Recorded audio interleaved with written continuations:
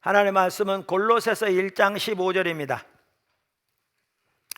그는 보이지 아니하는 하나님의 형상이시오 모든 피조물보다 먼저 나신 이시니 만물이 그에게서 창조되되 하늘과 땅에서 보이는 것들과 보이지 않는 것들과 혹은 왕권들이나 주권들이나 통치자들이나 권세들이나 만물이 다 그로 말미암고 그를 위하여 창조되었고 또한 그가 만물보다 먼저 계시고 만물이 그 안에 함께 섰느니라.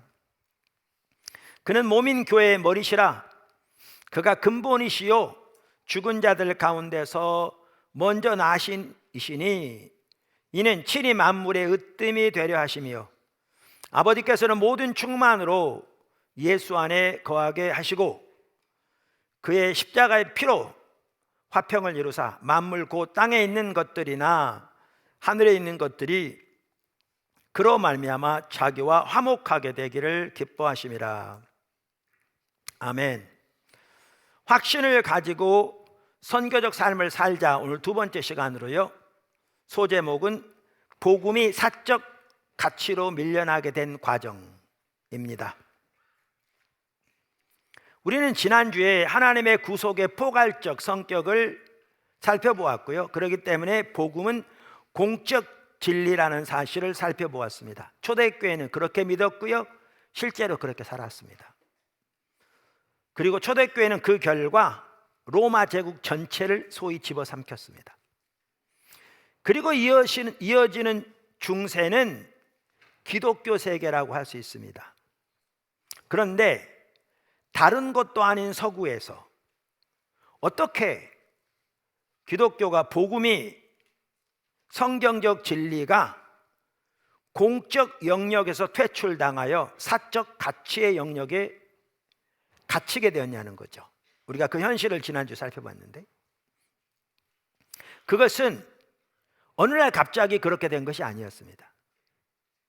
오랜 기간에 걸쳐 조금씩 서서히 변해오다가 최근 들어서 특별히 1960년 이후로 급속도로 더 그렇게 된 것입니다.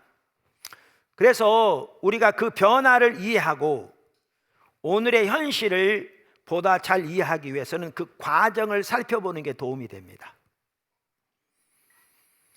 그것을 위해 오늘은 서구에서 일어난 사상의 변화를 간략하게나마 살펴보려고 합니다.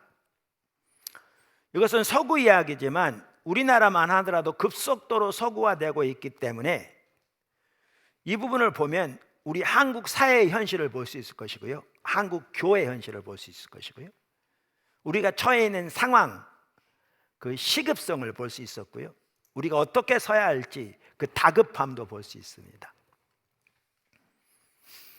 제가 여러 번 말씀드린 대로 저는 이 방면의 전문가가 전혀 아닙니다.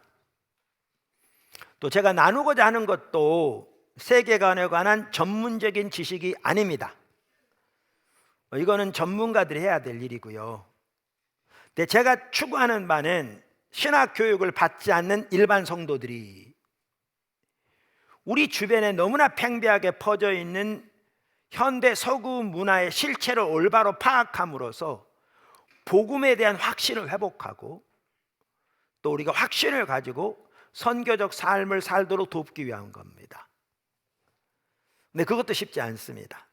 근데 그게 제 목표입니다. 그리고 오늘 살펴보고자 하는 부분을 위해서 저는 크레이그 바솔로뮤와 마이클 고인 박사가 공저한 뛰어난 책인 세계관은 이야기다 라는 책을 많이 참조했습니다. 그분만을 참조하진 않았는데요, 그 책을 많이 참조했음을 말씀드립니다. 아까도 잠깐 말씀드린 대로 오늘 설교가 신학대학 강의실에서 나눈 강의처럼 들려질 수 있습니다. 네, 끝까지 인내하시고 들으시면 정말 우리의 현실을 심각하게 볼 수 있습니다. 그래서 그렇게 함께 했으면 좋겠습니다. 서구에서 일어난 사상의 변화를 간략하게나마 한눈에 전체적으로 볼 수 있도록 도울 수 있는 그림이 우리나라 총신 신대원에서 그 세계관 교수로 평생을 섬기고 몇 년 전에 은퇴한 신국원 교수님이 저에게 보내진 그림입니다. 잘 표현되어 있어요. 그 그림을 보면 이렇게 나옵니다.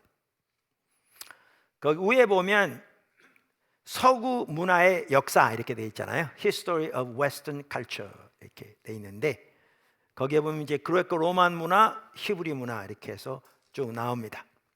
보시고요. 자, 조금 더 또 설명하겠습니다. 첫째, 서구 문화의 두 뿌리. 서구 문화 혹은 서구 세계관의 두 뿌리는 그리스 로마 문화와 기독교 문화입니다. 여기 도표가 볼 수 있는 것처럼 그리스 로마 세계관은 고전적 인본주의 세계관이라고 부를 수 있습니다. 고전적 인본주의 세계관이라고 부를 수 있습니다. 그리스 로마 세계관의 기원은 6세기 초, 서기 전 6세기 초 이오니아의 밀레투스라는 도시에 살던 새 그리스인 탈레스 아낙시만드로스 아낙시메네스의 관점으로 거슬러 올라갈 수 있습니다. 모르셔도 됩니다. 그렇다라고 그냥 들으시면 됩니다. 그런데 그 특징이 뭐였냐면 이겁니다. 그 당시에는 그리스인들 뿐만 아니라 모든 고대 민족들이 신화나 종교가 그들의 역사나 삶을 이해하는 그런 관점이었잖아요. 그 당시에 그 상황에서 이 세 사람들은 세상을 가장 잘 이해할 수 있는 길은 이러한 통념과 다르게, 그래서 신화나 종교가 아니라 세밀한 관찰과 이성만으로 세상의 합리적인 질서를 알아내고 설명하는 것이라고 믿었습니다. 무슨 말인지 아시겠죠? 그러니까 세상을 가장 잘 이해할 수 있는 방법은 세밀한 관찰을 통해, 그리고 인간의 이성을 통해 세상의 합리적인 질서를 알아내고 설명하는 것이 그 방법이다, 이렇게 믿었다고요. 그런데 그러한 그리스 철학자 중 이러한 이해를 가장 잘 정리한 대표적인 인물들이 누구냐? 여러분도 너무너무 잘 아시는 플라톤과 아리스토텔레스입니다. 근데 플라톤과 아리스토텔레스는 오늘날까지 정말 많은 영향을 미치고 있습니다. 오늘날까지. 그 다음 수천 년 전의 사람들인데도 영향을 미치고 있습니다. 이와 같이 서구 문화 혹은 서구 세계관의 한 뿌리는 그레코 로만 혹은 그리스 로마 문화 내지는 세계관입니다. 그럼 다른 서구 문화의 한 뿌리는 뭐냐? 기독교 세계관입니다. 다른 한 뿌리는, 그러니까 고전적 인본주의의 뿌리는 이교도 그리스 문화였는데, 예수님이 태어나신 세상도 그러한 세계관에 젖어 있는 세상이었습니다. 거기에 태어나셨습니다. 그러나 예수님은 복음으로 전혀 다른 포괄적 세계관을 제시하셨습니다. 물론 예수님이 제시하신 세계관은 구약 성경이 제시하는 세계관의 연장선상에 있었습니다. 그래서 저 그림에 보시면 기독교 세계관을 히브루, 그러니까 헤브라이 그렇게 부르기도 하고 히브리 세계관이다, 이렇게 표현한 겁니다. 이렇게 표현한 겁니다. 기독교와 고전적 인본주의 둘 다 포괄적이며 서로 대립하는 세계관이었습니다. 그러나 복음은 늘 문화적 형태를 띠는 경향이 있으므로, 예를 들면 복음이 한국에 전파된다 그러면 한국의 문화를 이해하고 그 문화 가운데 그 문화적인 언어를 사용해 전파돼야 되거든요. 복음은 항상. 그래서 복음은 항상 문화 형태를 띠는 경향이 있으므로 초대교회는 그 그리스 문화의 언어와 형태를 사용하되 그것을 성경적 세계관으로 바꿨습니다. 사실 이게 오늘날 우리가 해야 할 일입니다. 선교적 삶에서. 한 예를 들면 좋은 예가 로고스입니다. 로고스 들어보셨죠? 그러니까 이제 어디 나오냐면요, 요한복음 1장 1절에 보면 이렇게 나옵니다. 태초에 말씀이 계시니라. 이 말씀이란 단어가 헬라어 원어에 보면 로고스입니다. 태초에 로고스가 있느니라 이렇게 돼 있죠. 이 말씀이 곧 하나님과 함께 계셨으니 이 말씀은 곧 하나님이시라. 여기 이 말씀은 누굴 가리키죠? 예수님을 가리키잖아요. 왜냐하면 14절에 말씀이 곧 육신을 입어 우리 가운데 거하심에 이렇게 나오잖아요. 그래서 하나님과 계시니 말씀은 곧 하나님이시라. 그가 태초에 하나님과 함께 계셨고 만물이 그로 말미암아 지은 바 되었으니 지은 것이 하나도 그가 없이는 된 것이 없느니라. 우리가 잘 아는 구절입니다. 여기 말씀이 로고스라고요. 근데 여러분, 이 로고스라는 단어는 그 당시 헬라 철학에서 우주의 이성적 원리를 가리키기 위해 사용된 개념입니다. 이 우주 질서 배후에 있는 이성적 질서를 로고스라고 불렀습니다. 그 당시에. 그러니까 그러한 이해를 그 당시 사람들이 가지고 있는데 하나님의 사도 요한을 통해서 태초에 로고스가 있느니라. 그러니까 이들은 그 말이 뭔 말인지 알았을 거거든요. 왜냐하면 모든 창조 세계 배후에 있는 이성적인 질서를 로고스로 이해하고 있었으니까. 근데 이 로고스를 인격화시키잖아요. 그가 하나님과 함께 계셨고 하나님이시다. 그러면서 14절에 뭐라고 그러냐면 그 로고스가 육신을 입고 이 땅에 오셨다. 우리가 그의 영광을 보니 독생자의 영광이요 하나님의 은혜와 진리가 충만하더라. 그러니까 그 당시의 언어와 그 당시 문화적 형태를 취하되 복음으로 새롭게 했죠. 사실은 로고스가 태초에 있었다 사람들이 다 알았을 겁니다. 그렇지, 이 로고스가 하나님인데 이 로고스가 육신이 그 땅에 오셨다 이렇게 말했을 때 그 당시 헬라 철학을 조금이라도 아는 사람이었다면 그 말을 들었을 때 엄청난 충격을 받았을 것이고, 또 어떤 사람들은 그 말이 말도 안 되는 주장이라고 거부했을 겁니다. 그런데 아까도 말씀드린 대로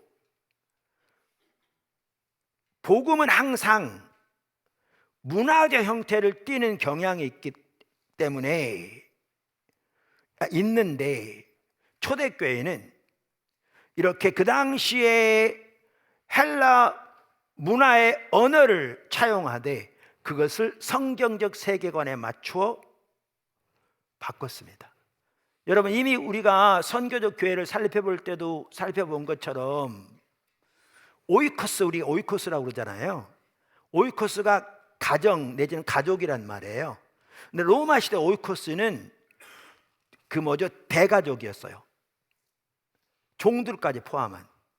그리고 그 오이코스의 그러니까 가장은 주라고 불리기도 했고요, 막강한 힘을 가지고 있어요. 심지어 사법권까지 가질 정도로 그 가정에.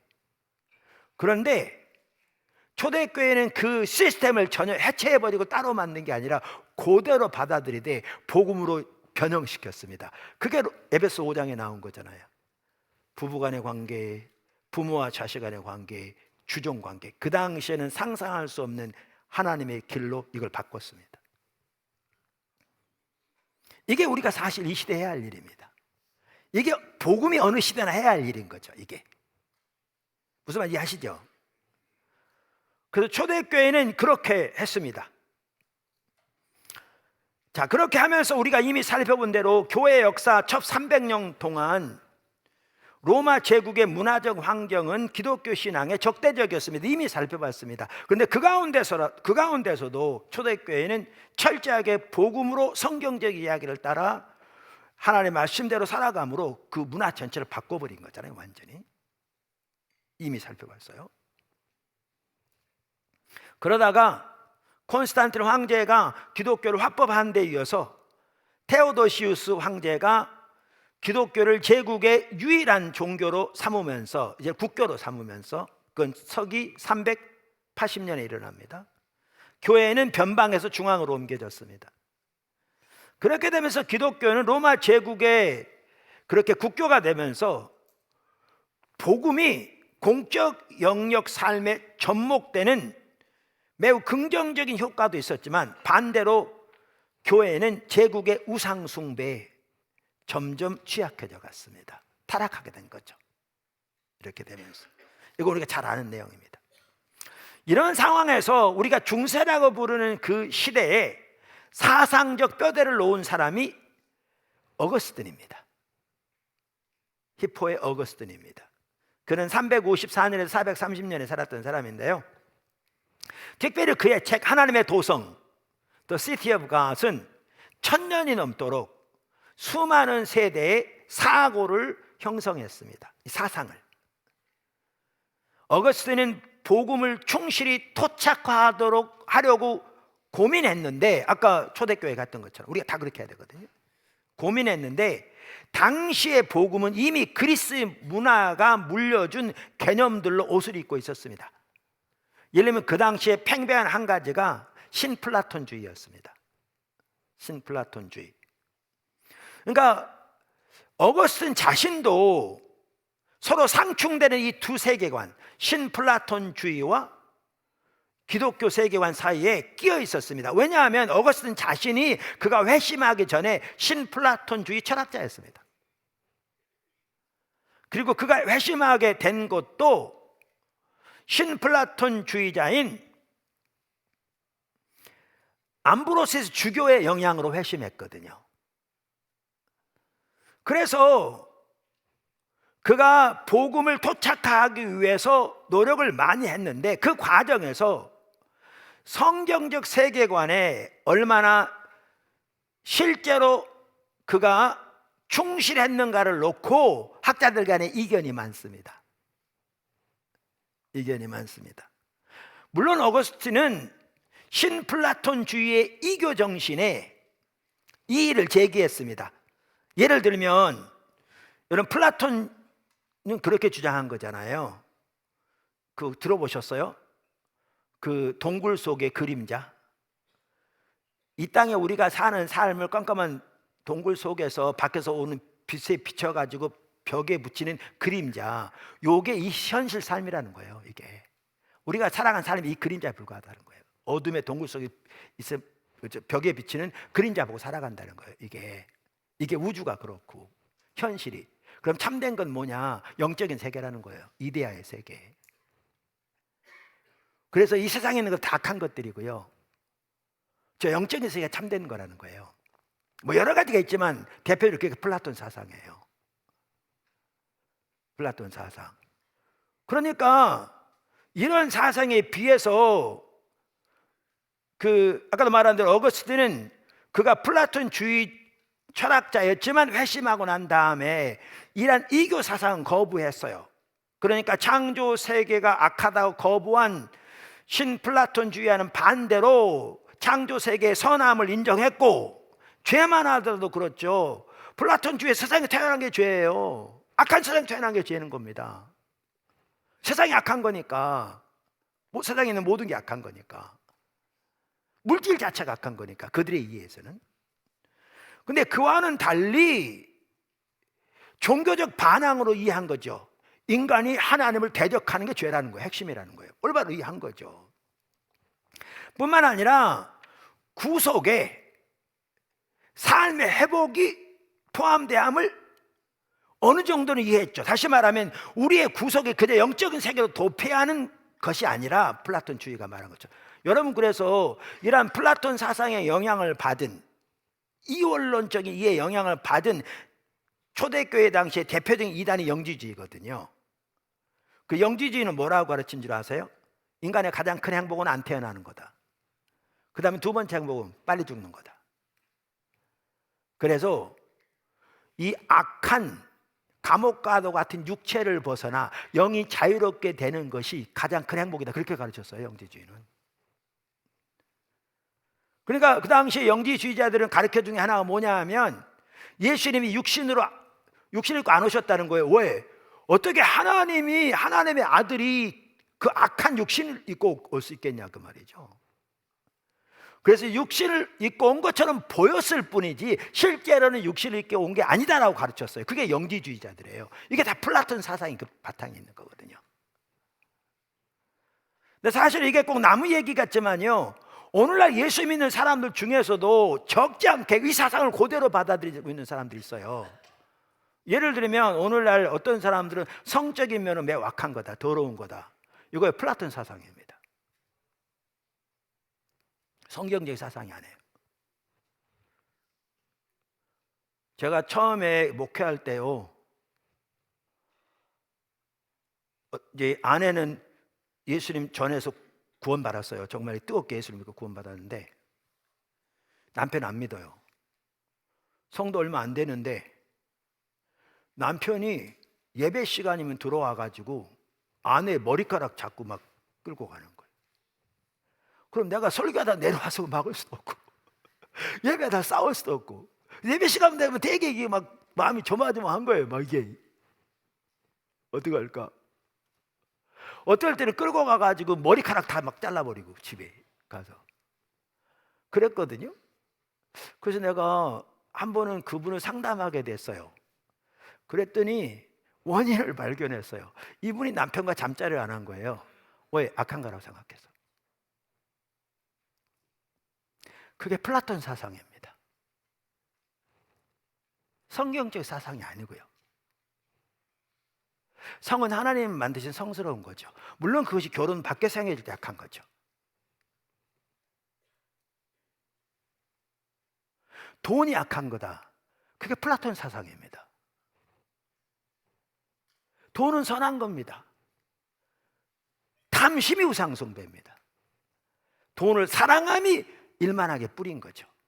제가 몇 가지만 언급했는데 오늘날 예수 믿고 신앙이 좋다고 하는 사람들 중에서도 실제로는 성경적인 세계관이 아닌 플라톤적인 사상을 가지고 있으면 그걸 성경이라고 믿는 사람 절대 적지 않습니다. 오늘날까지도. 오늘날까지도. 그런데 이와 같이 신플라톤주의자였던 어거스틴이 그 복음을 토착하기 위해서 노력했는데, 그리고 많은 경우 이런 이교적인 플라톤 사상을 배제했는데도 얼마나 충실하게 온전히 토착했는가에 대해서는 학자들이 이견이 많다는 거예요. 그래서 학자들이 다 동의하는 바가 뭐냐 하면 그 중세에는 기독교 사상과 신플라톤주의 사상의 혼합이었다, 이렇게 보는 겁니다. 혼합이었다. 그래서 두 개의 포괄적 세계관, 헬라 사상과 기독교 세계관이 어떤 배타적인 포괄적인 세계관인데 둘이 타협하고 섞이고 융합을 통해서 중세가 이루어집니다. 그래서 저 도표를 보시면 두 개가 이렇게 나란히 오는 겁니다. 융합돼서. 그게 중세였습니다. 특별히 중세 초반이 이제 조금 더 보겠지만 어거스틴의 영향이 컸고, 이제 후반에는 아퀴나스 영향이 큽니다. 자, 이해하시죠? 그래서 여기 도표에 보면 그리스 로마, 그레코 로만 문화와 히브리 문화가 서로 합해져서 일직선으로 내려온 부분이 바로 지금까지 설명한 우리가 흔히 중세라고 표현한 시대입니다. 그러다가 이 둘이 다시 갈라집니다. 여기 아래 보면 이렇게 갈라지잖아요. 이 둘이 갈라지면서 고대의 헬라의 인본주의가 다시 태어납니다. 그러면서 거기서부터 서구 모더니즘이 시작됩니다. 그리고 서구 모더니즘 초기에는 계몽주의적 모더니즘이 주를 이룹니다. 그게 17세기, 18세기고요. 그러다가 그에 대한 반발로 낭만주의가 일어납니다. 19세기, 20세기. 그래서 저희 두 개 보시면 둘 다 인본주의인데 둘 다 헬라의 인본주의가 다시 태어난 건데, 그런데 계몽주의와 낭만주의가 서로 대치하고 있는 것처럼 보이잖아요. 이게 그겁니다. 계몽주의적인 모더니즘이 먼저 일어났고 이거에 대한 반발로 19세기, 20세기에 낭만주의가 일어나서 그걸 저렇게 표현한 겁니다. 이렇게 표현한 겁니다. 참고로 모더니즘이라고 우리가 부르는 것에는 계몽주의, 낭만주의뿐만 아니고요, 그 외에도 여러 사조들이 포함됩니다. 예를 들면 실존주의, 마르크스주의, 실용주의 등이 다 포함됩니다. 그래서 아래 여기 여러 가지 표시가 있죠. 그걸 말하는 겁니다. 근데 그 중에 대표적인 게 뭐냐면 계몽주의와 낭만주의입니다. 두 개가. 그래서 이 두 개를 따로 이렇게 해놓은 겁니다. 그 다음에 여기 보시면 이제 오른편에 또 뭐가 있냐면 이제 빨간 글씨 된 거 있죠. 신칼빈주의가 뭐냐면 이렇게 고백적 인본주의, 하나의 철학 사상이고 삶의 모든 부분을 아우르는 인본주의를 말하는 겁니다. 이 인본주의 사상이 기독교에 많은 해를 끼치게 됩니다. 이따 보겠지만. 그래서 이거에 대한 반발로 일어난 게 뭐냐 하면 이제 19세기 말경부터 아브라함 카이퍼 등이 나서서 신칼빈주의 운동으로 이거에 대항하기 시작합니다. 성경적 세계관으로 현대 문화를 대항하기 시작합니다. 저게 빨간 겁니다. 빨간 겁니다. 오늘날은 그 연장선상에서 점점 더 많은 학자들이 나서서 세계관과 철학 면에서 반기독교적인 문화에 맞서서 복음을 변호할 뿐 아니라 성도들을 무장시키는 일을 힘쓰고 있습니다. 귀한 일이라고 생각합니다.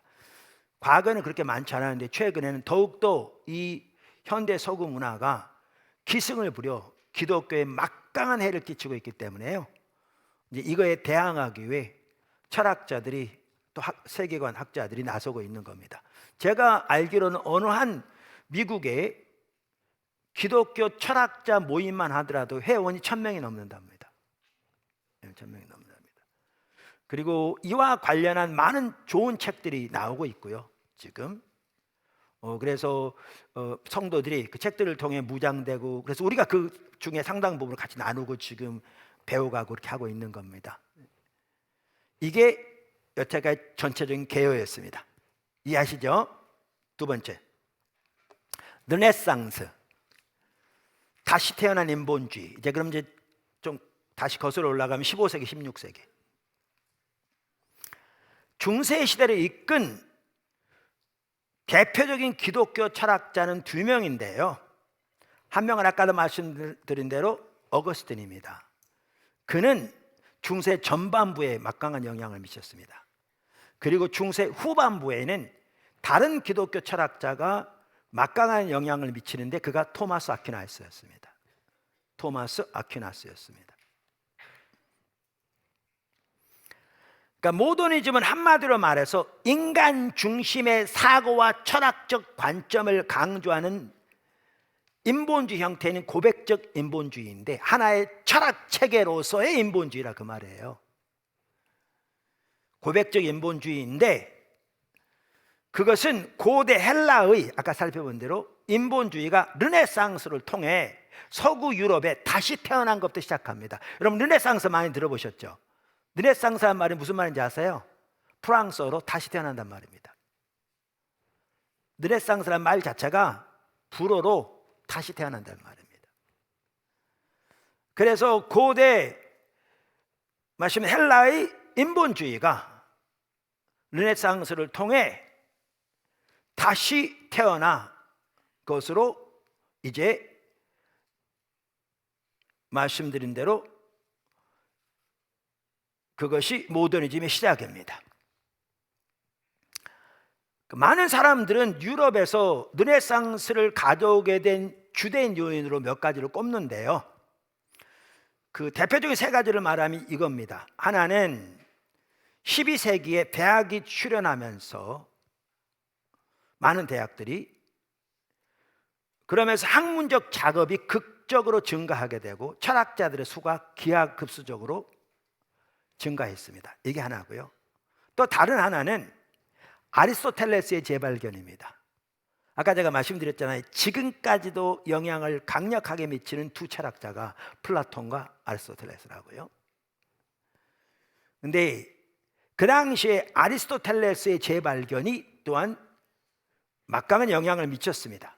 그러니까 이렇게 고전적 학문에 대한 연구, 탐구, 또 철학자들의 많은 그 수가 늘어나고 그러면서 많은 고전 저서들이 번역되고 대학에서 연구됐습니다. 그때 누구의 저서가 광범위하게 읽혀지기 시작했냐면 말씀드린 대로 아리스토텔레스의 저작들이 읽혀지고 또 연구되었습니다.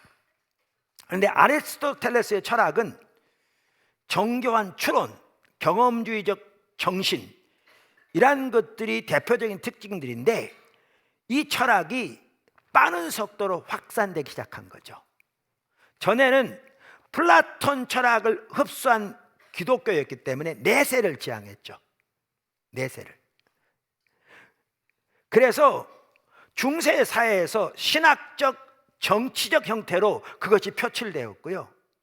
그런데 이제는 현세에 치중하는 아리스토텔레스의 영향으로, 그 사상의 영향으로 사람들의 관점이 현세로 옮겨지게 됩니다. 내세에서 현세로 옮겨지게 됩니다. 그런데 아리스토텔레스의 철학의 상당 부분은 기독교 교리와 정면적으로 충돌했습니다. 예를 들면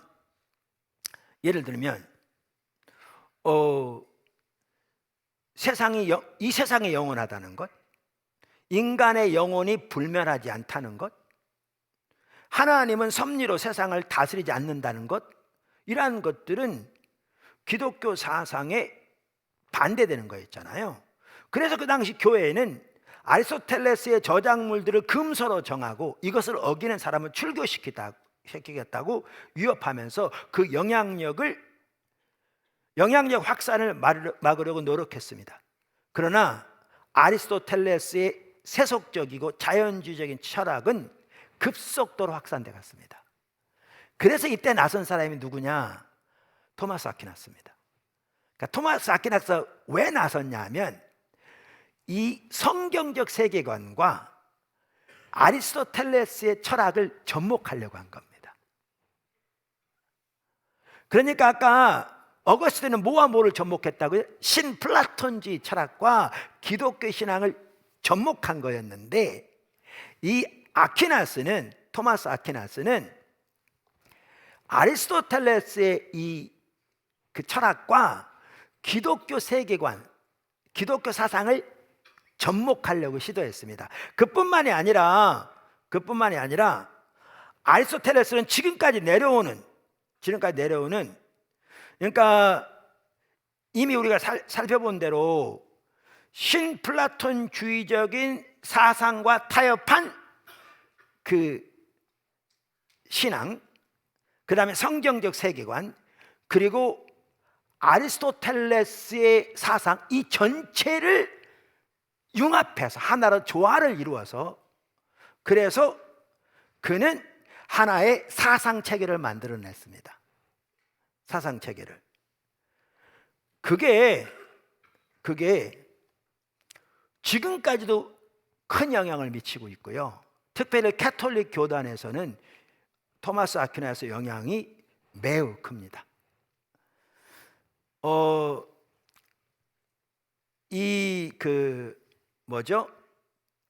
르네상스가 일어나게 되는데 이 르네상스가 일어나게 되는 선행자로서 그 피스 같은 학자는 두 개를 듭니다.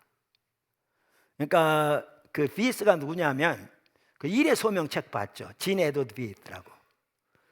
이분이 쓴 포스트 모더니즘에 대한 책 우리나라 두 군데서 번역돼서 나와 있는데 그 책은 좀 오래전에 쓰여졌는데도 포스트 모더니즘에 대한 뛰어난 책으로 지금까지 사람들에게 인정받고 있거든요. 여러분 그 책 보시면 이 시대가 얼마나 막장을 향하고 있는 걸 볼 수 있어요. 정말 잘 써져긴 했는데 정말 이 시대가 심각한 걸 볼 수 있거든요. 근데 그 피스만 하더라도 르네상스가 일어나게 된 선행자로서 두 가지를 들어요. 선행자로서. 하나가 뭐냐 하면 헬라의 고전적 합리주의, 여태까지 살펴본. 그리고 다른 하나를 스콜라 신학을 들어요. 스콜라 신학. 이 대표적인 인물이 토마스 아퀴나스거든요. 그만큼 이 토마스 아퀴나스의 사상이 이 르네상스를 가져오는데 매우 중요한 역할을 해요. 그러니까 좀 더 약간 좀 살펴볼 필요가 있다. 지금 그 얘기입니다. 그러니까 아퀴나스는 성경적 권위를 신봉하면서도 자신의 신앙 안에 아리스토텔레스를 흡수하려고 노력했습니다. 그의 동기는 철저히 기독교적이었습니다. 그는 창조 세계가 선하고 아름답고 질서 있는 것이고 문화생활도 하나님이 주신 것이며 경험적 이성은 하나님의 형상의 한 요소로서 인간에게 주어진 능력으로 하나님이 창조 세계의 법칙을 탐구하도록 주셨다고 믿었습니다. 맞는 얘기잖아요, 그죠? 주셨습니다. 지금 말씀드린 이러한 내용들은 수세기 동안 중세에서 억압되어 왔습니다. 그동안. 그러다가 이제 중세 후기에 이런 부분이 더 이제 드러나게 된 거죠. 그래서 아퀴나스는 아리스토텔레스의 노선을 따라 그것들을 정당하려고 노력한 겁니다. 그런데 아리스토텔레스의 노선을 따라 그렇게 하려고 한 거죠. 문제가 여기에 있습니다. 그래서 아까도 말씀드린 대로 아퀴나스는 성경적 신앙, 플라톤 노선을 따라, 그러니까 플라톤 철학을 흡수한 기독교, 그 전반부 이렇게 중세 동안에 그동안, 그리고 아리스토텔레스를 모두 종합하여 아까도 말씀드린 대로 하나의 사상 체계를 만들었고요. 그 사상 체계는 오늘까지도 특별히 캐톨릭 교회에서는 계속 막강한 영향을 미치고 있다, 그 말입니다. 근데 그것을 이렇게 크레이그 바솔로미와 마이클 고인 박사는 그림으로 표현하는데요. 이렇게 표현합니다. 상층과 하층으로 나눠요. 그러니까 그 플라톤 사상은 상층과 하층으로 나눠져 있잖아요. 진정한 세계는 영적인 세계잖아요. 이 하층의 물질적인 세계는 타락한 세계, 그러니까 악한 세계잖아요. 자, 그 나누는데 중세 시대에 이 진리 안에서 온전한 통합이 이루어지지 않았거든요. 그래서 여전히 이 2층 구조가, 이원론적 세상 구조가 그대로 연결되고 있었어요. 그러니까 이 이원론적 구조를 그대로 고수합니다. 그러면서도 보시면 자연을 하층에 둬요. 그리고 은혜를 상층에 둬요. 은혜를 상층에. 그렇게 함으로써 아퀴나스를 어떻게 하냐면 상층 세계, 즉 초자연적인 세계가 우월하다는 걸 지지하는 거죠. 하나님의 세계가 초자연 세계 우월하다. 그래서 인간의 삶이 위로 하나님을 향해서 있어야 한다고 본 거죠. 그 상층 하층으로 놓은 거예요. 그래서 하층에는 뭐냐? 자연, 이성, 자연법, 그러니까 아리스토텔레스의 철학이 있고요. 상층에는 은혜, 신앙, 계시. 그래서 이 하층이, 이것이 상층에 이렇게 지배를 받아야 한다. 그리고 우리는 상층을 향해야 한다. 이렇게 조화를 이루려고 노력한 거죠. 그 당시 상황에서 아퀴나스의 시도는 매우 귀한 것이었습니다. 근데 심각한 문제의 씨앗을 담고 있습니다. 이걸 좀 더 자세하게 설명한 게 이제 똑같은 저자들이 다른 책에서 말하고 있거든요. 세계관의 이야기다는 이렇게 표현하고 있습니다. 한번 보여주시면 뭐 같은 내용인데 이렇게 표현하고 있습니다.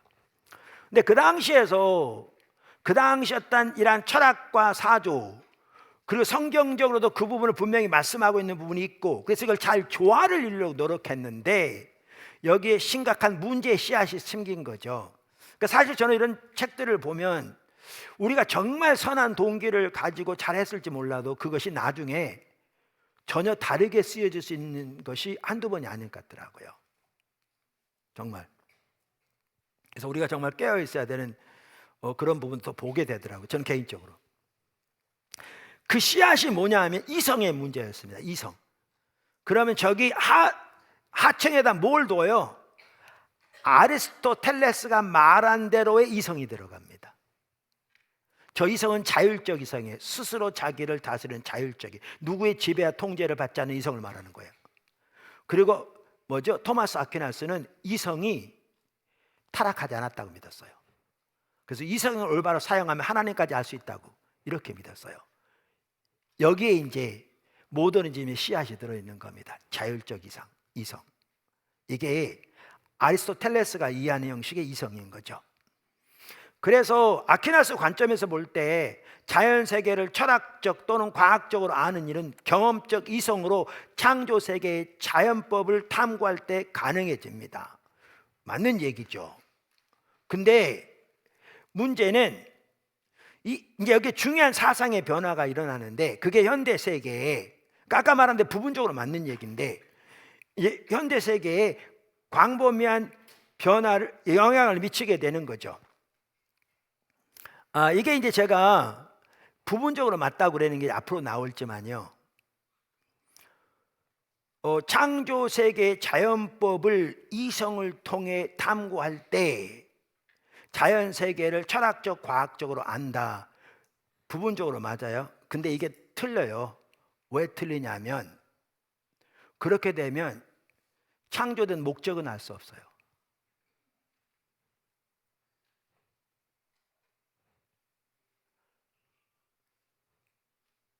창조의 목적은 알 수 없다고요. 창조의 의미도 알 수 없고요. 근데 이렇게 토마스 아퀴나스가 주장함으로써, 그게 쉽게 말하면 모더니즘의 씨앗이 뿌려지게 된 거죠. 심겨지게 된 거죠. 아퀴나스 전까지만 하더라도 이성은 철저히 신앙에 종속되었습니다. 어거스틴 이후에 세계에서 이성은 기독교 신앙을 변호하고 설명하는 데 쓰이는 공식적인 올바른 사고로 이해되었습니다. 다시 말해서 이성은 주로 신학의 도구가 되었습니다. 아퀴나스에 와서도 이성은 여전히 신앙에 종속되어 있지만, 그래도 이성에 대한 새로운 정의가 아까 말한 대로 도입됩니다. 자율적인 이성. 아퀴나스에게 이성이란 경험적인 것이며, 이 세상의 자연법과 사회법칙을 탐구하고 관찰하는 일을 지향합니다. 이러한 새로운 정의는 자연세계에 대한 관심을 증대시켰고, 이성의 능력으로 자연세계를 이해할 수 있다는 자신감을 높여주었습니다. 여기에 바로 현대 과학의 씨앗이 있습니다. 그러니까 매우 맞는 것 같은데요, 이제 근본적인, 아까 말한, 제가 잠시 언급했는데 문제점이 놓여 있습니다. 근데 문제가 이거죠. 아까 그 표시를 다시 보여주시면, 아퀴나스, 이렇게 아퀴나스는 상층 하층으로 나누면서 하나님의 은혜가 하층을 다스리는 것을 이렇게 나타내려고 노력했습니다. 근데 문제가 뭐냐 하면, 아퀴나스 이후로 시간이 지나면서 수세기에 걸쳐서 상층과 하층이 분리되는 거죠. 나눠져 버린 거죠. 사람들의 관심의 상층은 사라지고 하층만 남은 겁니다. 그럼 어떻게 됐느냐?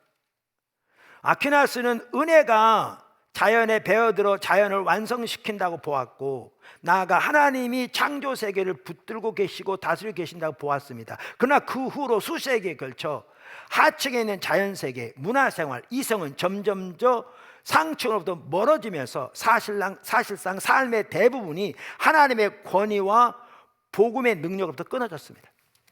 단절된 거죠. 하층으로만 자율적으로 돌아가 버리게 되는 겁니다. 상층은 제거되는, 분리되는.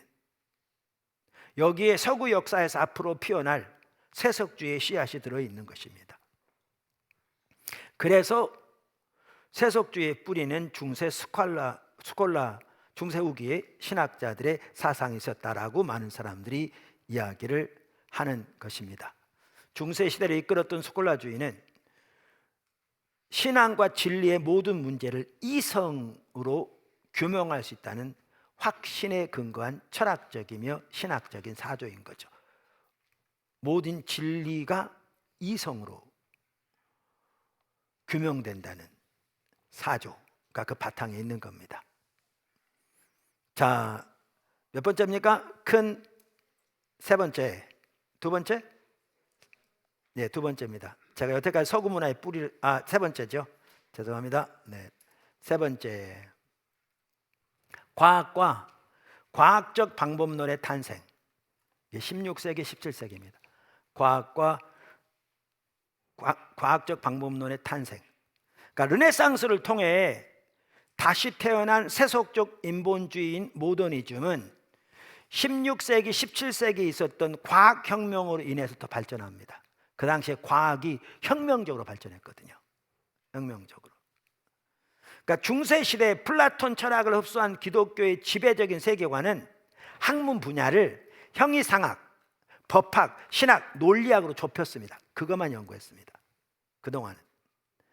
신플라톤주의에서 물려받은 내세 지향은 과학과 기술의 발전을 제한했고 거의 모든 예술의 범위를 종교적 주제로 국한시켰습니다. 그러니까 그 당시에 나온 그림 보세요. 다 종교적인 주제밖에 없습니다. 그 당시 교회의 팽배한 전체주의적 권위는 인간의 자유를 억제했고 정적이고 위계적인 사회 구조는 발전을 저해했습니다. 그러다가 14세기, 15세기에 이제 변화가 일어나는 겁니다. 고전 학문이 다시 태어나면서 인문학은 문학, 시, 역사, 언어 등을 말하죠.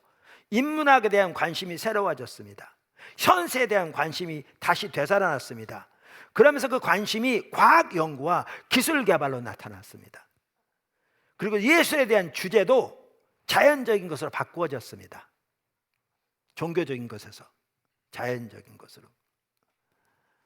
그러면서 이제 과학이 급속도로 발전하기 시작합니다. 그걸 과학혁명이라고 그러면 사람들이 그 시대 이러한 과학의 발전을 과학혁명이라고 말합니다. 레슬리 뉴비긴이 모더니즘을 현대 과학의 세계관으로 불렀을 정도로 과학은 서구 세계관이 발전하는 데 중추적 역할을 했습니다. 과학혁명으로 인해 사람들의 눈에 과학이 인간의 모든 문제를 해결할 수 있을 것 같이 보였고 과학혁명이 다시 태어난 세속적 인본주의인 모더니즘이 옳은 것을 마치 증명이라 하는 것처럼 사람들의 눈에 보인 것입니다. 그래서 과학혁명이 일어납니다. 자, 작은 첫 번째, 과학 자체는 중립적입니다. 여기서 우리가 이해할 게 있습니다. 과학 자체는 중립적입니다. 그러니까 우리는 과학을 기독교적, 즉 성경적 관점으로 이해할 수도 있고 인본주의적인 세속적 관점으로도 이해할 수 있습니다. 이러면 성경적 관점에서 보면 인간은 유일하게 하나님으로부터 선한 창조 세계를 탐구하고 돌보라는 소명을 받은 피조물이며 과학은 그 일을 감당할 수 있는 수단을 우리에게 제공해 줄 수 있습니다. 그리고 과학을 발전시키는 이성 또한 하나님이 우리에게 주신 겁니다. 하나님의 형상으로 창조된. 그러니까 얼마든지 우리는 과학을 성경적 관점으로 올바로 이해할 수 있습니다. 반면에 세속적인 인본주의적인 관점에서 보면 과학은 인간의 사회적 목적을 위해 자연 세계를 지배하고 개발하는 인간의 권리처럼 보일 수 있습니다. 관점이 다른 거죠. 그러니까 하나님이 우리에게 주신 청지기 개념이 그렇게 변질될 수 있는 것입니다. 그러니까 오늘날 모더니즘 사고를 가지고 있는 많은 사람들은 기독교 신앙이 과학적이 아니라고 생각합니다. 그래서 기독교 신앙은 과학에 기초한 사실과는 거리가 멀고 그것은 개인적인 신념에 불과하다고 생각합니다. 그러나 전혀 그 말은 맞는 말이 아닙니다. 과학 자체는 중립적입니다. 그 얼마든지 기독교적으로도 이해될 수 있고요, 금방 살펴본 대로 세속적인 관점으로 이해될 수 있습니다. 작은 두 번째, 오히려 근대 과학의 출현에는 기독교 영향이 컸습니다. 말씀드린 대로 성경과 참다운 과학은 서로 상충되지 않습니다. 과학은 하나님의 선물로서 강력한 도구입니다. 그리고 오히려 현대의 과학이 출현할 수 있는 올바른 환경을 제공한 것이 바로 기독교 세계관이었습니다. 즉 과학자들로 하여금 질서정연하고 지성적이며 합리적이고 통일성이 있는 세계를 기대하게끔 한 것은 그것을 창조하신 한 분 하나님에 대한 믿음이었습니다. 하나님이 천지를 창조하셨기에 거기는 질서정연한 합리적인 법칙이 있는 것을 신뢰했고 그것이 과학을 발전시켰습니다. 뿐만 아니라 니콜라우스 코페르니쿠스, 요하네스 케플러, 아이작 뉴턴 등 초기 과학혁명을 주도한 대부분의 과학자들은 기독교인들이었습니다. 그래서 참다운 과학과 성경은 전혀 서로 상충되지 않을 뿐만 아니라 오히려 근대 과학의 출현에는 기독교 영향이 컸습니다. 그래서 강영한 박사라고요, 그분이 알고 보니까 화란인가 그 국비 장학생으로 그 나라 가서 철학을 전공한 분이더라고요. 그 칸트를 전공했는데, 그분 서강대 교수로도 있었고요, 오랫동안. 그리고 고신대 이사장도 하셨고 매우 귀한 분이세요. 그분도 강 교수의 철학 이야기란 책에서 그 근대, 모더니즘을 근대라고 표현했는데, 근대가 고대 헬라 문화와 아까 살펴봤죠, 기독교 문화의 소산임을 말하면 두 개 합해진 게 근대다, 아까 살펴봤잖아요. 그렇게 말하면서 근대 과학의 출현 등 근대의 출현에 기독교의 영향이 매우 컸음을 잘 지적하고 있습니다. 제가 그분 책 20쪽 21쪽에 나온 얘기를 읽어보겠습니다. 많은 학자들이 동의하듯이 근대 과학의 출현, 자본주의 형성, 근대 민주주의의 기초가 된 자유와 평등 이념 같은 것들은 성경을 통한 기독교의 가르침이 없이는 제대로 자리 잡을 수 없었습니다. 성경적인 가치관이 있었기 때문에, 가르침이 있었기 때문에 가능했다는 거예요. 자본주의와 민주주의 형성은 논외로 하고, 여기서 잠깐 놔두고라도 근대의 과학만 생각해 보더라도 기독교의 기여는 결정적이었습니다. 하나님을 창조주로 고백하는 믿음은 자연 자체를 살아있는 신적 존재로 보는 생각을 깨뜨릴 수 있었습니다. 여러분, 왜 동양에서는 과학이 안 발달할 줄 아십니까? 왜 과거의 동양에서는 과학이 안 발달할 줄 아십니까? 자연계를 신적으로 보니까요. 이 우주를 살아있는 인격적인 신이 아니라도 신적인 존재로 보니까요. 그러니까 과학이 발달할 수 없습니다. 근데 이것을 깨뜨린 게 기독교 사상이었습니다. 학자들이 다 동의하듯이 이 세계는 그 자체가 신이 아니고 하나님 만드시 선한 거지만 피조물이다. 이른바 유기적 자연관에서, 그러니까 자연 자체가 살아있는 자연관에서 기계론적 자연관으로 전하는 것이 자연을 수학적으로 이해할 수 있는 바탕이 되었습니다.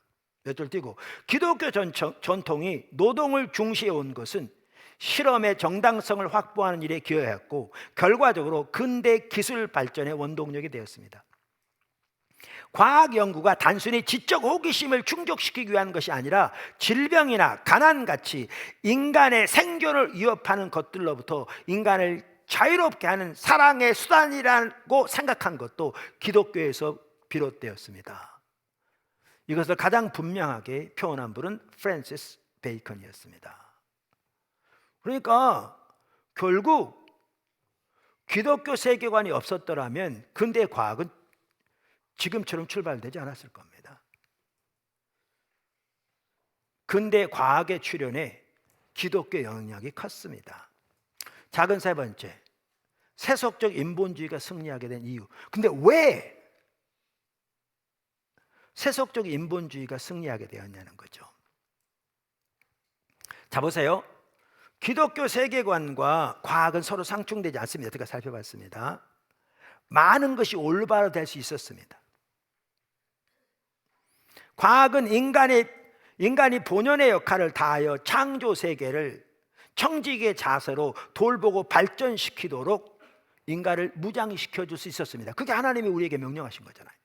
그리고 그 달란트 우리에게 주신 거잖아요. 우리에게. 그리고 올바로 될 수 있었어요. 그런데도 불구하고 18세기에 이르러 서구 문화의 과학을 지배한 것은 인본주의적인 관점이었습니다.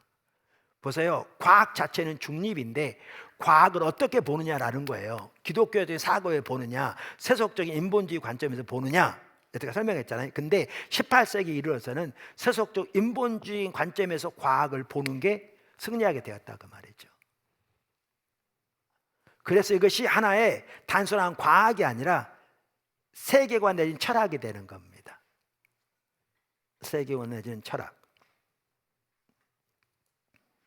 결국 세속적 인본주의가 승리했습니다. 과학이 그토록 철저하게 고백적 인본주의에 흡수되고 말았습니다. 과학이 고백적 인본주의라는 뭐죠? 포괄적인 세계관에 흡수돼 버렸죠. 그래서 이 포괄적인 세계관 아래서 과학이 이해되게 된 겁니다. 18세기에. 그럼 왜 그렇게 됐냐는 거죠. 왜? 제가 일부 예배 때는 시간이 없어서 그걸 안 살펴봤는데, 마이클 고인, 크레이그 바솔로미는 그렇게 된 이유를 크게 두 가지를 듭니다. 그냥 학자들의 의견이니까 나름대로 그 방면에 전문적인 지식을 가진 참고할 만합니다. 그 두 가지가 뭐냐면요, 신과학의 출현에 대한 교회의 반대와 하나는, 두 번째는 그 당시 기독교 국가들 사이에 일어난 종교 전쟁입니다. 그러니까 신과학의 출현에 대한 교회의 반대와 그 당시 기독교 국가들 사이에 일어난 종교 전쟁입니다. 교회는 이 두 가지의 과오를 저질러 기독교적 세계관, 성경적 세계관은 점점 더 주변으로 내몰렸습니다. 사실 우리는 하나님을 찾지 않으면 인간은 곧바로 자기중심적 인본주의 되거든요. 어느 시대건 그렇게 됩니다. 자, 교회가 범한 첫 번째 과언은 신과학의 출현에 대한 부정적 반응이었습니다. 여러분, 그 갈릴레오가 한 말 아시죠? 그래도 지구는 돈다. 들어보셨죠? 옛날 학교 다닐 때. 그 말이 뭔 말이냐 하면, 그 당시 코페르니쿠스는 우주의 중심이 태양이라는 지동설을 주장했습니다. 갈릴레오는 그의 굴절망원경을 통해 코페르니쿠스의 주장이 옳은 것을 증명했습니다. 그런데 그 당시 가톨릭 교회는 그를 곧바로 재판에 회부해서 형벌을 내렸습니다. 그 상황에서 갈릴레오가 그 말 했답니다. 그래도 지구는 돈다. 그러니까 오늘날 많은 사람들은 이 말을 마치 확실한 과학적 사실을 신앙으로 거부한 교회의 무지와 독단을 보여주는 증거라도 되는 것처럼 사용합니다. 이 말을.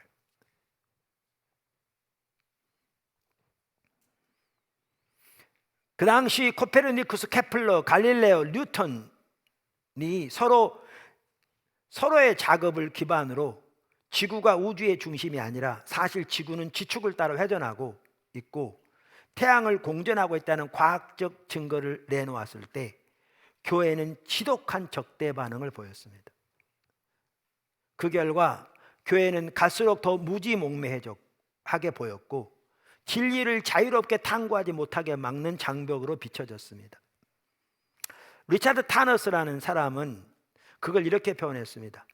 갈릴레오를 둘러싼 싸움의 문화적 의미는 결국 교회와 과학이 대립했다는 것이고 암시적으로는 종교와 과학이 대립했다는 것이었다. 갈릴레오가 강압에 못 이겨 자신이 이룬 천문학적 성과를 부인한 것 자체가 교회의 패배요 과학의 승리였다 라고 말했습니다. 인본주의가 승리하게 하는데 교회가 기여한 방식이 또 하나 있습니다. 그 하나가 아이러니하게도 종교개혁이었습니다. 이해가 안 되시죠? 종교개혁은 그 당시 기독교 신앙의 개혁을 가져왔습니다. 참으로 소중한 일이었습니다. 뿐만 아니라 우리가 이미 살펴본 대로 그 당시 문화 발전에도 매우 긍정적인 영향을 끼쳤습니다. 맞습니다. 그런데 동시에 종교개혁으로 인해서 구교와 신교가 나눠지고 신교만 하더라도 교파가 수없이 많이 쪼개지며 유럽은 각 나라마다 자기들의 교파를 자기들의 국교로 받아들이면서 기독교 국가 간에 수십 년에 걸치는 전쟁이 일어났습니다. 유럽에.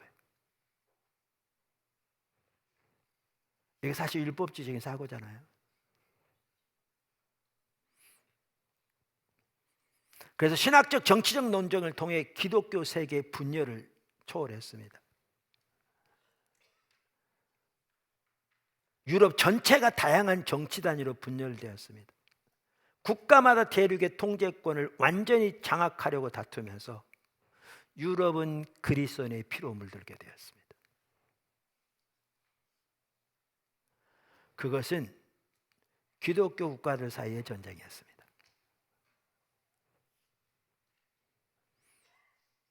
그리스도인들이 서로를 죽이고 있던 그때 뉴턴 계열의 과학 패러다임은 다방면에서 지식을 증진시키고 있었습니다. 이 두 개가 나란히 진행되고 있었습니다. 사람들의 눈에 보기에 종교 전쟁들은 유럽을 찢어놓으러 위협한 반면 뉴턴 계열의 과학은 과학자들 간의 국제적 협력을 통한 발견이 그때 많이 이루어졌는데 과학은 평화와 연합의 전망을 내보이는 것 같았습니다. 더 나아가 종교개혁이 서구 문화에 진행 중이던 세속화 과정을 가속시키는 역할을 했습니다. 사실 몇몇 학자들이 그걸 지적하거든요. 어떻게 해요? 제가 쉽게 표현할게요. 르네상스가 르네상스의 인본주의 기본 신조가 결국 뭐예요? 인간의 자유와 자율성, 그리고 인간의 피조물을 향한 어떤 발전, 이런 거잖아요. 그런데 종교개혁은 이러한 성향들의 이론적으로는 반대했을지 몰라도 때로 행동은 그걸 부추긴 결과를 가져왔죠. 그래서 아까 말한 우리가 좋은 일인데 그 결과가 이렇게 악용될 수 있다, 잘못될 수 있다, 정말 지혜가 필요하다, 그 얘기도 여기도 포함됩니다. 무슨 말이냐면 이런 겁니다. 자, 보세요. 루터에게 그 당시에 카톨릭 교회가 루터가 쓴 책을 말하면 당신 쓴 책이냐? 맞다. 이거 부인하면 용서해 주겠다. 그랬더니 그거 한 말 유명하잖아요. 내가 여기 서 있으니 내가 다른 일 할 수 없다. 이 시대의 희열 그랬나? Ich kann nichts anderes. Here I stand, I can do nothing. 이렇게 말한 거잖아요. 매우 귀한 거죠. 성경적 권위에 순복하는 개인적 신념에 기초해서 종교개혁을 일으킨 거잖아요. 근데 문제가 뭔지 아세요? 그 당시 개인의 양심에 기초해서 제도상의 권위를 벗어버리는 자율적 자유를 주장하는 게 그 시대인데 그거에 기름을 부은 거죠. 기여한 거죠. 종교개혁가들이 교회의 제도와 권위를 벗어나 자유로운 문화 생활을 추구한 것은 그 자체로 선하고 적절한 발전일지 모르지만 자칫 문화를 모든 신적인 권위로부터 해방시키는, 사람들을 하여금 교회와 하나님의 권위로부터 문화 자체를 해방시키는 일에 기여하는 것으로 비춰진 거죠.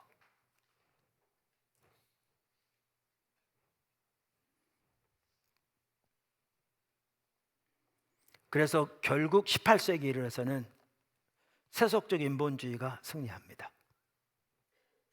과학에 대해서 그 이해가 승리합니다.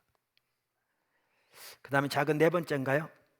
과학적 방법론의 탄생. 근데 여기서 좀 살펴보자는 게 뭐냐면 집중적으로 우리가 어떻게 공적인 진리가 사적인 영역으로 퇴출되었나 그걸 살펴보고 있잖아요 지금. 그래서 그와 관련해서 중요한 부분이 뭐냐면 과학적 방법론의 탄생입니다. 그러니까 그 당시에 계몽주의가 이렇게 발전하면서 또 과학혁명이 일어나면서 거기에 나오게 된 하나의 핵심이 과학적 방법론의 탄생입니다. 계몽주의 한 핵심이 바로 그거거든요. 앞으로 또 살펴볼 겁니다. 그리고 과학적 방법론의 탄생과 관련해서 그 당시 지대한 영향을 끼친 세 사람을 들자면 베이컨, 데카르트, 그리고 아이잭 뉴턴입니다. 그 외에도 뭐 로크라든가 다양한 철학자들이 있습니다만은 그 대표적인 세 명을 들 수가 있습니다. 근데 그들 모두 기독교인들이었습니다. 물론 모두가 다 하나님 중심적인 성경적 그리스도인은 아니었던 것 같습니다. 예를 들면 뉴턴은 종교에 되게 많이 연구하고 심취했을지 모르지만 그는 삼일체도 안 믿었습니다. 하나님 중심적인 사고, 신앙이 매우 중요한 것을 반복적으로 역사에서 봅니다. 그런데 그들의 사고는 결국 세속적 인본주의인 계몽주의 발전에 지대한 기여를 한 거죠. 그들의 사상은. 자, 그럼 간단히 살펴볼게요. 프랜시스 베이컨 들어보셨죠? 1561년에 1626년에 산 사람입니다. 그는 아는 것은 힘이다 라고 믿었습니다. 많이 들어보셨죠? 학교 다닐 때. 그는 인간이 자연의 법칙들을 과학적으로 알아내면 그 지식을 가지고 인간 이외의 피조물의 행동을 예측할 수 있으며 과학기술의 도움으로 자연의 힘을 사회적 목적에 이용할 수 있다고 보았습니다. 잘 본 거죠.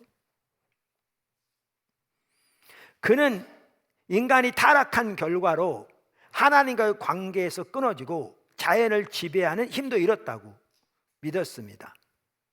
그래서 하나님과의 관계는 종교와 신앙을 통해서 고치고 자연을 지배하는 능력을 잃은 것은 과학과 기술이 그것을 되찾게 할 거라고 그는 믿었습니다. 그런데 이제 여기서부터 좀 이제 씨앗이 나오는데요. 과학이 인류를 신문명으로 이끌려면 지식에 대한 새로운 이해를 정립할 필요가 있다고 믿었습니다. 그러려면 중세 철학에 남겨놓은 모든 주관적인 왜곡과 잘못된 견해를 인간의 사고로 다 씻어내야 한다고, 그럴 방법을 찾아야 한다고 그는 주장했습니다. 그래서 베이컨이 찾아낸 방법은 경험론입니다. 즉 지금부터는 지식의 기초는 철저히 자연을 실험하고 시험한 결과에 두고 특수한 개체들을 관찰하여 얻어낸 귀납적 추론, 즉 개별적인 사실들로부터 일반적인 원리를 이끌어내는 것을 말합니다. 그렇게 두어야 한다고 그는 주장했습니다. 다시 말하면 지식의 근원으로서 논리의 이성적인 사용과 과학적인 방법을 제시했습니다. 지식의 근원, 뭐가 참다운 것이냐, 그리고 그 참을 어떻게 할 거냐, 이 지식의 근원으로서 논리적인 이성의 사용과 과학적인 방법을, 다른 모든 것을 배제하고 제시했습니다. 매우 옳게 시작했는데 이제 이게 문제의 씨앗이 됩니다. 여기다 보시면. 그래서 그것이 아까도 말씀드린 대로 계몽주의를 발전시킨, 크게 기여했다 그 말이죠. 데카르트 1596년에서 1650년에 산 사람입니다. 모더니즘의 아버지라고 불립니다. 그는 자율적인 과학 이성을 진리의 최후 권위로 보고 거기에 헌신했기 때문입니다. 아까 말한 베이컨과 같습니다. 그래서 베이컨이 영국에서 한 일을 데카르트는 유럽 대륙에서 했습니다.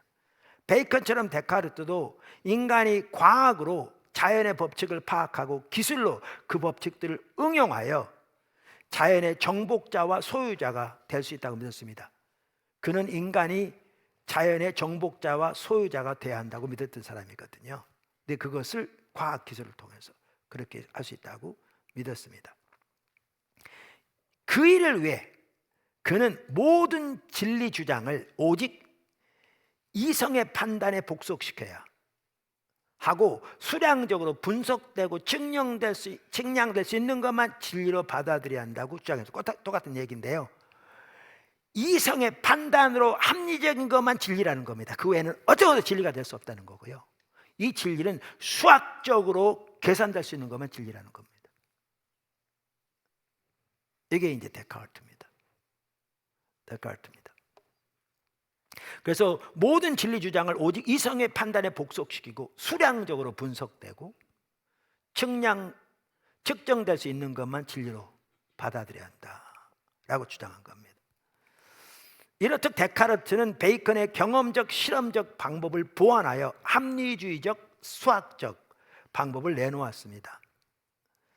특별히 그는 그것을 위해서, 그렇게 하기 위해서 모든 주관적 편견, 감각이나 상상이나 감정이나 전통이나 권위나 의견 등, 이 전통에는 기독교도 포함됩니다. 의견 등의 모든 편견을 마음에서 다 제거해야 한다고, 그 모든 편견으로부터 마음을 정화돼야 한다고 그는 주장했습니다.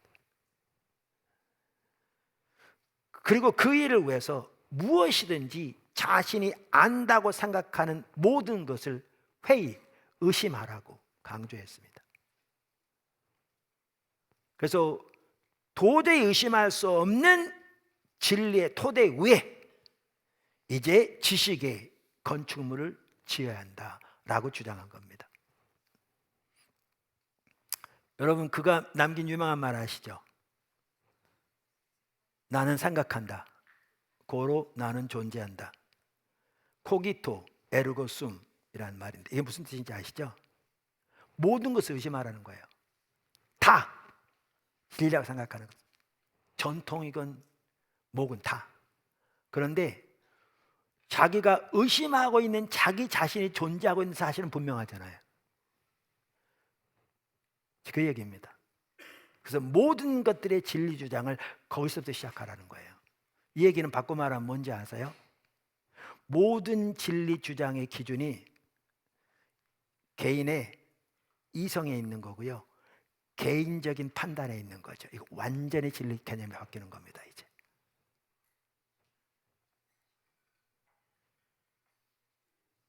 이게 데카르트입니다. 아이작 뉴턴 1642년 1726년 살았던 사람인데 2005년에 영국 왕립학회 회원들을 대상으로 이런 질문을 던졌더라고요. 뉴턴과 아인슈타인 두 사람 중에서 어떤 사람이 과학사에 더 큰 영향을 미쳤느냐, 어떤 사람이 인류에게 더 큰 유익을 가져왔느냐라고 질문했어요. 누구에게요? 왕립학회 회원들에게. 그런데 두 가지 질문에서 모두 아인슈타인보다 뉴턴이 더 많은 표를 차지했답니다. 그만큼 그는 뛰어난 과학자였습니다. 만유인류 법칙을 이렇게 만유인류 법칙을 발견한 것부터 시작해서. 그런데 뉴턴은 지금 말한 두 사람의 법칙, 즉 실험적 관찰과 수학적 합리성을 하나의 과학적 방법으로 녹여낸 사람입니다. 둘 합해서. 그걸 도표로 표시하면 이렇게 말할 수 있습니다. 방법의 발전, 베이컨의 경험적 방법, 데카르트의 합리적 방법, 두 개가 합해져서 뉴턴의 과학적 방법. 그러면서 그 결과 이제 뉴턴 시대부터 과학은 서구 세계관의 구심점이 됩니다. 서구 세계관의 중심이 됩니다. 이제 과학은 많은 사람에게 세상의 참 본질을 계시하고 인류를 죄의 결과로부터 심지어 구원하는 계시와 구원의 출처로까지 보여지게 됩니다. 과학은. 알렉산더 포프라고요, 1688년에서 1744년에 살았던 사람인데 그는 창세기 1장 3절과 요한복음 1장 4절에서 9절을 익살스럽게 풀면서 그 당시 상황을 이렇게 표현했습니다. 그 당시 분위기를. 자연과 자연의 법칙들은 밤속에 숨어 있었더라. 하나님이 이르시되 뉴턴이 있으라 하시니 천지가 빛이었더라. 그게 그 시대입니다.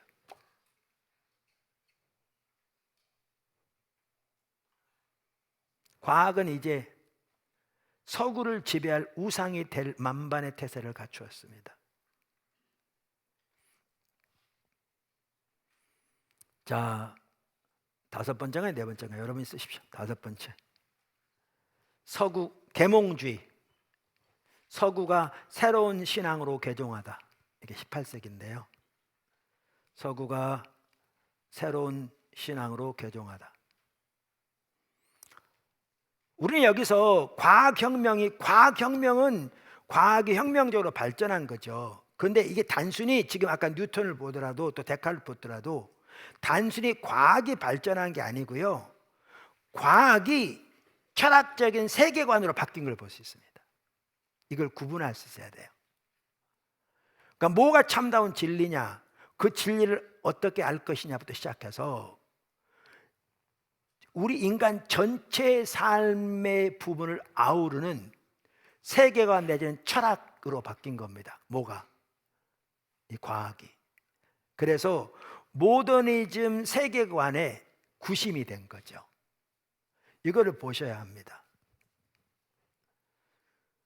초기 과학자들은 그들의 작업이 기독교 신앙에 위협을 할 것이라고 생각하지 않았습니다. 사실상 그들의 탐구 활동을 이끈 것은 전지전능하신 하나님에 의해 통제되는 창조 세계 안에 있는 법칙들과 과정들의 규칙성에 대한 확신이었습니다. 그런데 그러한 그들의 주장이 계속 이어지면서, 특별히 백과사전 편집자들인 볼테르, 디드로, 달랑베르, 몽케스키웨, 루소 같은 철학자들에 의해서 이제 이것이 합리주의 혹은 이성주의 세계관으로 변화됩니다. 발달됩니다. 신구원 교수님이 포스트 모더니즘이라는 그분의 책에서 이렇게 썼더라고요. 데카르트가 시작한 근대의 정신적 토대는 계속 논의를 통해 발전되었다. 흔히 합리론과 경험론, 관념론 등으로 분류되고 비교되는 후속 철학자들은 관점상 차이를 보일 뿐 이성을 중심으로 생각했다는 점에서는 공통점이다. 모더니즘 전체가. 따라서 이들 모두가 이성주의 철학을 삶과 문화의 기초로 삼고 있다. 이성주의가 되고 철학이 된 거죠. 한 예를 들면, 지금은 그분이 죽었는데 세상을 떠나는데, 그 미국의 유명한 우주과학자였던 칼 세이건이라는 분이 있습니다. 이분이 지독한 불신자였는데요, 미국의 공영방송 TV 다큐멘터리 시리즈의 코스모스란 유니버스란 말이죠, 우주 해설자였는데, 그는 그 해설자로 나와서 반복적으로 그가 했던 말이 있습니다. 우주는 과거에도 있었고 현대에도 있고 미래에도 있을 모든 것이다. 많은 사람들이 그걸 과학으로 생각합니다. 그는 뛰어난 우주과학자였습니다. 근데 기억하십시오, 이거는 과학이 아닙니다. 이거는 과학을 빙자한 그의 세계관입니다. 그의 철학이고, 다시 말하면 그의 신앙을 지금 말하고 있는 겁니다. 이 둘이 다릅니다.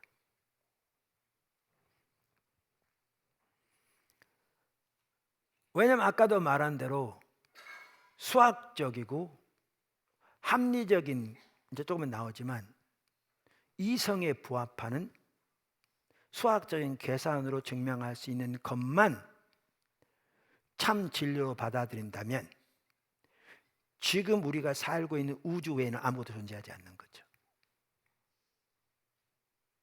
이렇게 이게 철학으로 세계관으로 변화됩니다. 과학혁명이. 여러분, 이게 이제 자연주의 세계관이라고 그러는데 앞으로 기회 되면 살펴보려고 합니다. 자연주의 세계관은 지금 존재하는 이 우주가 존재하는 모든 거라는 겁니다. 그게 그 전에도 지금도 앞으로도 있을 모든 것이라 그 말이거든요. 자연주의 세계관입니다. 철학입니다. 신앙입니다. 근데 여러분 이거 아세요? 지금 학자들이 많은 분들이 우주가 빅뱅에 의해서 생겨났다고 믿습니다. 주장합니다. 빅뱅설이 과학적인 사실인지는 밝혀지지 않았고요. 이론인 거죠. 그건 아무도 과학적으로 밝힐 수 없겠죠. 그때 가볼 수는 없으니까. 성경은 하나님이 창조하셨다고 나와 있지, 하나님이 어떤 방법을 통해서 창조하셨다고는 안 나와 있습니다. 말씀으로 창조하셨다고 돼 있지 어떤 방법을 통해서 창조하셨는지는 안 나와 있습니다. 근데 제가 빅뱅설을 믿고 안 믿고 그것을 말하는 게 아니라, 과학자들은 빅뱅을 통해서 우주가 생겨났다고 믿거든요. 주장하거든요. 그럼 빅뱅을 통해 생겨났다면 이 얘기는 무슨 얘기인지 아세요? 자연주의 세계관이 틀리다는 걸 말하는 겁니다. 지금 칼 세이건의 말이 틀리다는 얘기예요. 우주는 시작점이 있다는 겁니다. 그건 성경적입니다. 오히려 성경을 뒷받침합니다. 그리고 자연주의 세계관이 틀리다는 걸 증명합니다. 이런 것처럼 이게 하나의 철학이 됩니다. 과학이, 세계관이 됩니다. 이 차이를 구분하셔야 돼요, 성도들. 이걸 구분하지 못하니까 운동되는 겁니다. 아까도 말한 대로. 과학과 과학적 세계관은 다른 겁니다. 다른 겁니다. 계몽주의 중심에는 과학적 세계관이 있다. 자, 그러면서 이제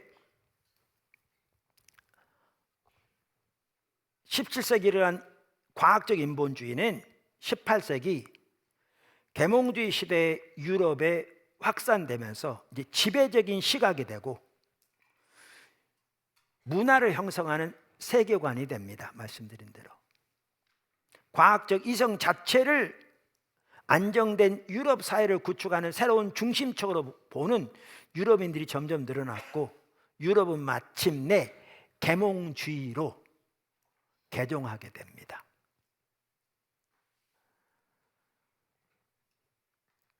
(18세기) 유럽은 과학적 인본주의가 세상의 빛으로서 복음을 대체하는 새로운 신앙으로 개종하게 됩니다. 이건 개종입니다. 그래서 넬슨 뉴빅은 그걸 이렇게 표현했습니다. 계몽주의에서 일어난 일은 깊은 개종이다. 그것은 한 신조를 다른 신조로 대체하는 것이다. 한 교리를 다른 교리로 바꾸는 개종이다. 도표 한번 보실래요? 이렇게 개종합니다. 유럽이. 유럽 사회가 그 중심에 교회가 있었는데, 유럽 사회가 그 중심에 이성이 있는 다른 신앙으로 개종합니다. 이건 과학이 아니고요, 이거는 신앙입니다. 한 신앙에서 다른 신앙으로 개종이 일어납니다. 이게 계몽주의입니다. 계몽주의입니다. 그래서 이 개종은 더 이상 성경 이야기가 진리의 장소가 아니라는 것을 의미했습니다. 오히려 진리는 자율적인 이성을 발휘해서 발견돼야 한다고 주장하는 것이었죠. 이제 뉴턴의 과학적 방법론은 진리의 전형으로 기능했습니다. 성경 이야기가 아니라 과학적 진리가 인간의 일치를 위한 기반이 된 거죠.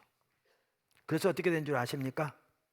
오랜 기간에 걸친 유럽의 기독교는 이제 암흑의 시대로, 그래서 중세를 암흑 시대라고 그러는 겁니다. 혹은 기껏해야 이성이 지배했던 헬라 시대, 다시 그것이 태어나서 뭐죠? 고백적 인본주의로 부활하는 모더니즘, 이 사이에 낀, 그래서 중세라고 부르는 겁니다. 그래서 중세를 암흑시대로, 그리고 그 자체를 중세라고 부르는 것이 모더니즘이 붙인 얘기입니다. 그들의 사상을 담아서. 그래서 우리 기독교인들은, 그리스도인들은 그 용어 자체도 그것이 어디서 나와 있는지를 이해해야 합니다. 그리고 어떠한 이해를 담고 있는지도 이해해야 합니다.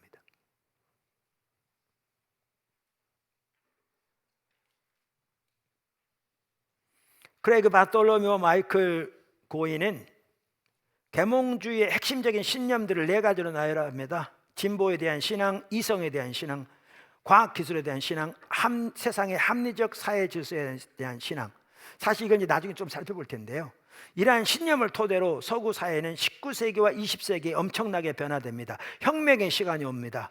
산업혁명이 일어나고 국가혁명이 일어나고 사회혁명이 일어나고 정치혁명이 일어납니다. 그러면서 근대가 나옵니다.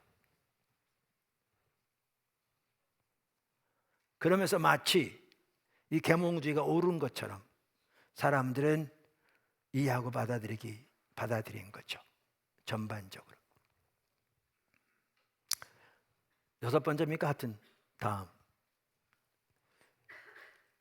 계몽주의 신앙과 복음의 충돌. 이렇게 서구 유럽의 종교가 된 모더니즘은 점점 더 성장하면서 기독교와 충돌합니다. 계몽주의 시대의 인본주의가 승리를 거두면서 과학적 이성만이 진리의 유일한 권위로 받아들여지기 시작했습니다. 무엇이든 과학적 이성으로 입증될 수 있는 진리 주장은 유리한 고지를 점하여 모든 사회 구성원이 진리로 받아들일 만한 공공의 사실이 되었습니다. 반대로 과학적으로 증명될 수 없는 진리 주장은 개인의 주관 또는 선호나 취향이라는 낮은 차원으로 밀려났고 문화의 공적인 삶에는 들어설 자리가 없어졌습니다. 이로써 복음은 한낱 개인의 취향이 되고 맙니다. 그래서 누구든지 복음이 자기한테 좋다고 말하는 것은 상관이 없지만 복음이 진리이며 모든 공적 생활에 대하여 권위가 있다고 주장하는 것은 구시대의 종교적 유물에 집착하는 것이 되어버립니다. 그것을 도표를 이렇게 표시합니다. 그 두 학자는. 그러니까 과학적 이성이라는 여과정치, 다양한 진리 주장들이 이걸 통과하면 그것이 참다운 진리가 되고 그것은 사실이며, 그래서 그것은 공공의 지식, 공적 지식이라는 겁니다. 반대로 이걸 통과하지 못하면 그건 개인의 의견이나 가치에 불과하고 사적인 신념에 불과하다는 것입니다. 이렇게 과학적 인본주의가 독단을 부리면 복음은 한낱 사적인 취향의 문제가 되어 공적인 삶에서는 무용지물이 됩니다. 우리가 공유하는 문화생활은 보편적 합리성에 기초하여 이루어져야 하며 기독교 신앙을 포함한 모든 주관적 요소는 과학적 방법으로 걸러내어져야 한다는 것입니다. 그래서 이러한 사조들이 쭉 발전해 오다가 특별히 최근이라는 게 1960년대 이후로 미국만 하더라도 더 광범위하게 확대되면서 거의 모든 사람들이 이게 당연한 진리인 것처럼 받아들이게 된 겁니다. 그래서 교회가 사적 영역으로 내몰리게 된 것입니다. 강 교수 철학 이야기 이렇게 말하더라고요. 이 부분에 대해서. 보통 사람들은 이제 와서야 근대 문화가 결과적으로 반기독교적 반종교일 수 있다는 사실을 의식하게 되었습니다. 400년, 500년 동안 진행되어 온 것을 20세기 후반에 이르러서야 비로소 의식하게 된 것이죠. 이제 종교는 거의 무가치한 것 혹은 가치 있다 하더라도 즉히 사적이고 개인적인 취향에 관련된 뿐 공적인 의미는 거의 없는 것으로 무시되고 있습니다. 정치, 사회, 경제, 학문, 예술, 문화 등 공공 영역에서 신앙의 의미를 잃고 말았습니다. 개인의 신앙생활 외에는 불우이웃을 돕거나 난민 돕기 정도가 종교에 할당된 공적 영역으로 보입니다. 이와 같은 결과는 사실상 근대 문화가 가져온 것입니다. 이게 한국도 이런 상황에 있습니다. 그래서 이렇게 서구 과학적인 사조가 이렇게 득세하면서 심지어 신학자들도 성경을 그렇게 난도질한 거 아세요? 그래서 여기에 안 맞는 건 다 배제돼 버리고 신화라고, 초대교회가 자기들이 신앙을 주장하기 위해서 만들어낸 이야기라고 다 배제시켜 버렸습니다. 뿐만 아니라 성경을 연구해서 가장 근본적인 한 핵심, 이걸 제1 원리라고 말할 수 있는데, 이걸 뽑아서 다른 모든 걸 조각조각 내 여기에 맞추는 식으로 신학을 했어요. 이게 데카르트 방식이거든요. 다시 말하면 성경을 이해한다고 하면서 결국 모더니즘 방식으로 한 겁니다. 여태까지 신학자들이. 그게 배제되고 있는 거죠.